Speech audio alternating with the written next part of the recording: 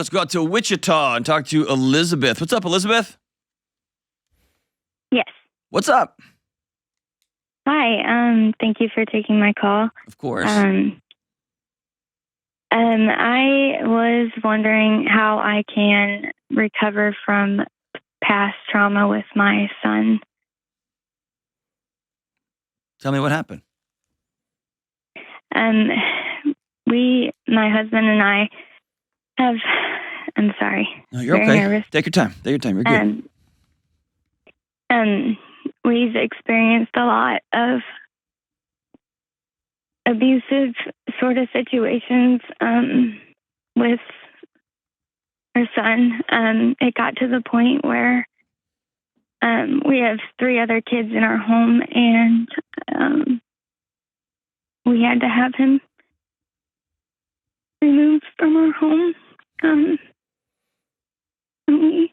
So sorry. No, you're okay. Take your time. Was it we due no to longer- violence or was it due to sexual predation? Like, what was it? Violence. Man, is it adopted son or a biological son? He's my biological. I had him with an abusive ex-husband. And then my husband adopted him a few years ago. How old is he? He's 11. Is he a ward of the state now? Yes. Yeah. As far as I know. What was the benefit of, and this is me, there's no judgment here at all. I'm being curious. I'm just interested in the procedural, like the mechanics. What was the benefit of waiving your parental rights, signing him over to the state versus putting him in a boys' home or a children's home? He's been in therapy, and we've been connected with multiple people over the last.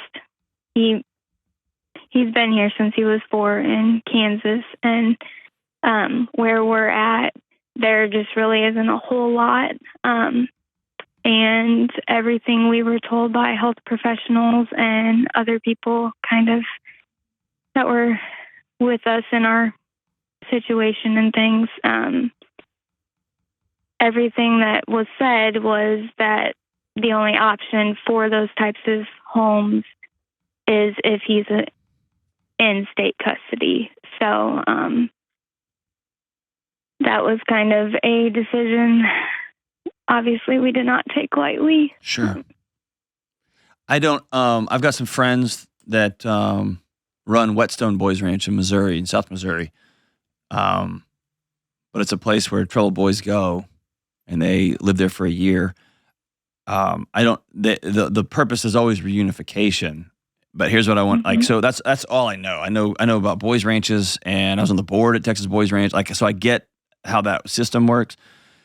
This sounds like, I've never heard of the advice you were given, but that doesn't mean it was wrong.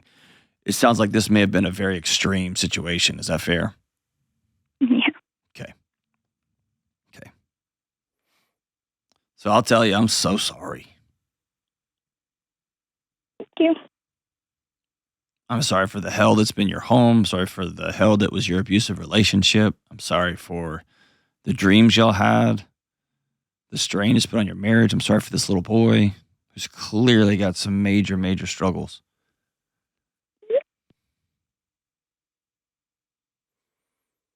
Yes. Man. I'm heartbroken for everybody. I'm heartbroken for this little boy. I'm heartbroken for y'all. My goodness. So how can I help you? I guess. Sorry. You're okay. Take your time. You're okay.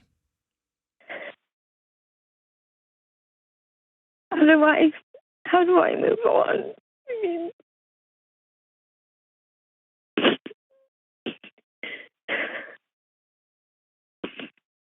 I don't think I just don't know, I guess, how to help myself, help my family, my kids. His brother's 10 years old, and his little sister's 4. while he was in the home, and now she's 5. And then my other daughter's 1. Are they missing him, or is there relief in the home? How are the kids responding? Initially, during all of it, they wanted him gone because they thought we would not survive. It got really, really bad, to the point where we had no choice. Sure. So here's the deal. I'm not here to second guess your choice, okay? Yeah. I'm here to sit with a hurting mama. And I'm going to be honest, I don't know, just step by step. If your son had passed away, I would know. I would say, here's what your next steps are going to look like. Here's what the next few years are going to look like. This one's a little bit different because he's still out there, right? Yeah.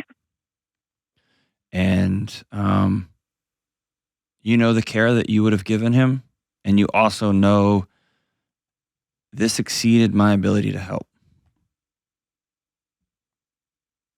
Right? Yeah. I just feel bad for giving up. I know. And I want you to feel good that your other 3 kids are safe. Yeah. So I don't see a super smooth step-by-step transition from where you are to this new kumbaya reality for a while. It's going to be really hard. Yeah.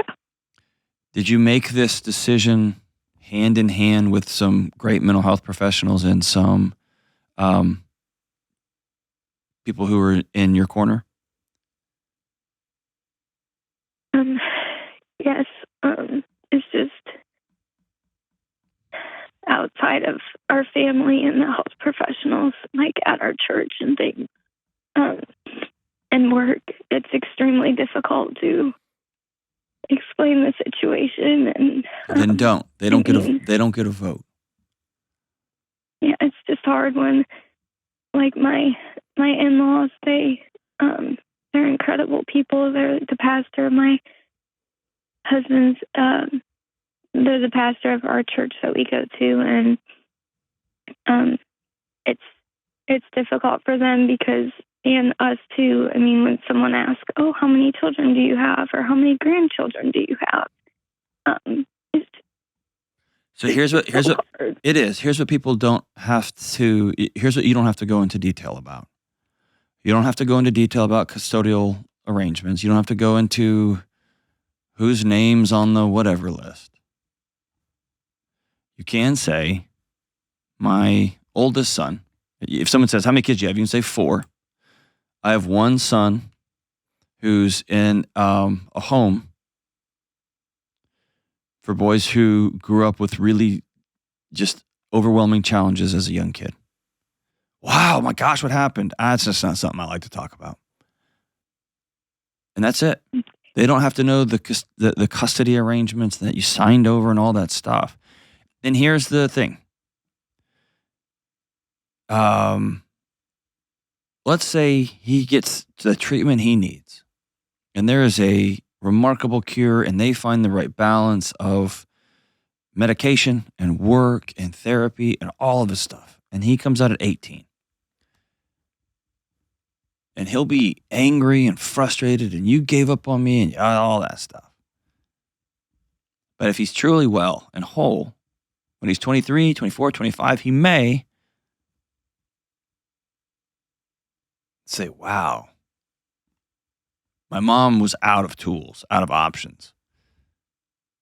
And when she couldn't sleep knowing that I might go kill my brother and sister in the middle of the night, she did what she had to do. Right? Yeah.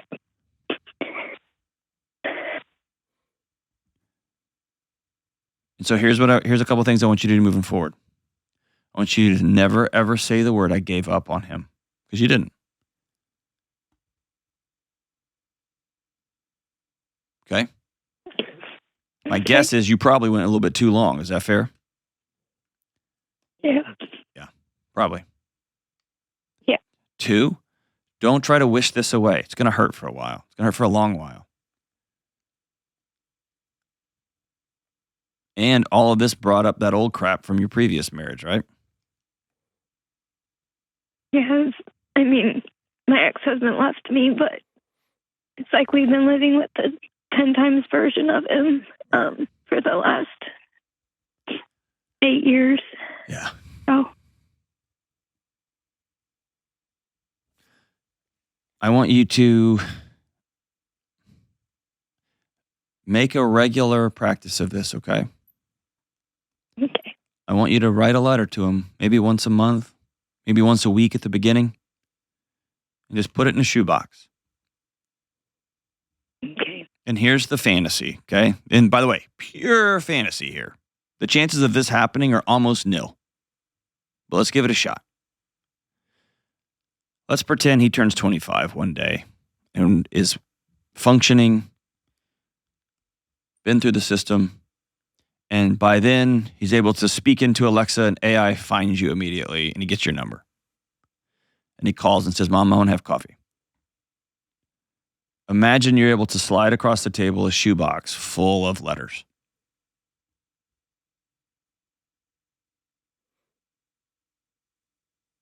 And you're able to say, even when I couldn't take care of you, even when I couldn't hold you, even when I couldn't protect you, I gave you to the people that could. I never stopped loving you. I never stopped thinking about you.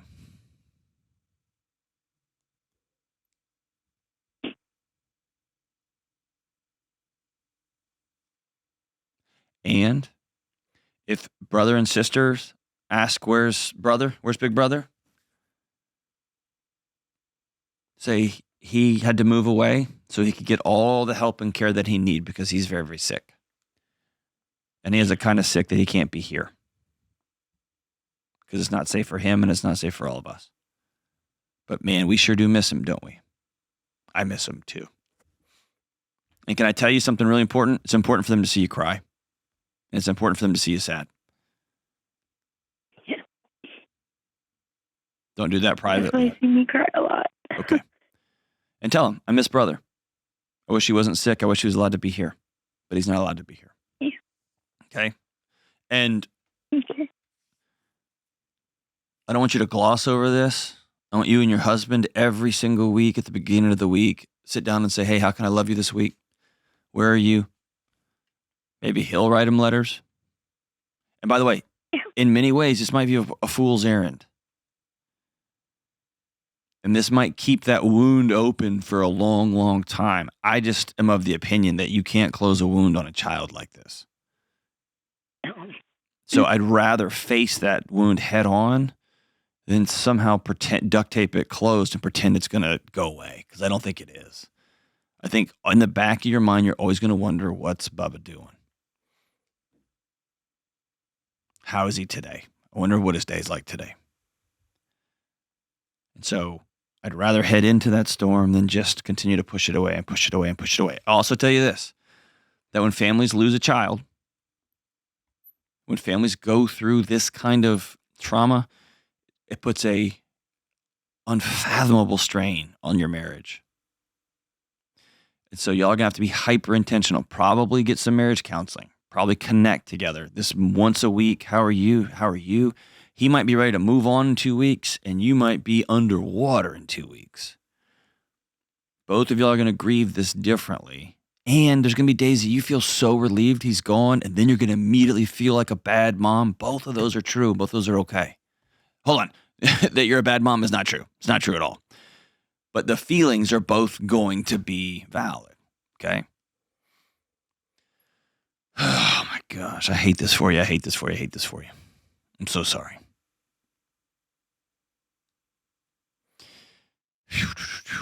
If somebody listening has some literature or some, I would love for you to write in and you can email it to the show. I'd love to get some more information. This is one of the first times I've dealt with state custody outside of some really, really traumatic mental health disorders. But but I'd love to read about that. So if you have some literature on that, and you can send it to the show at johndelony.com/ask, I would love that. Elizabeth, you call anytime. We'll be walking alongside you.